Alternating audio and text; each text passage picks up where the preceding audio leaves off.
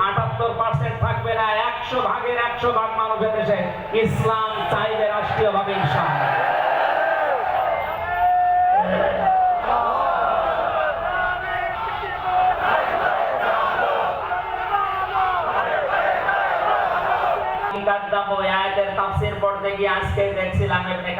তিনি বলেন নবী এবং রাসূলদেরকে যারা মিথ্যা প্রতিপন্ন করছে, আমার তো মনে হচ্ছে 1500 বছর আগে না, বাস্তবে আয়াত এই 2024 সালে আল্লাহ নাযিল করেছে।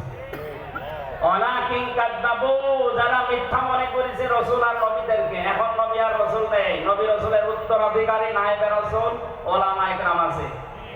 এই কথা বলে না কেন? সুতরাং এদেশে আলেমরা এবং জ্ঞানী মানুষ যারা কোরআন হাদিসের উপরে পাণ্ডিত্য, এই মানুষগুলো এদেরকে অনেকে মিথ্যা প্রতিপন্ন করার জন্য বিভিন্ন কায়দা কৌশল খুঁজতেছে। আমি ইঙ্গিত দিলাম, শুধু আপনারা সাবধান থাকবেন।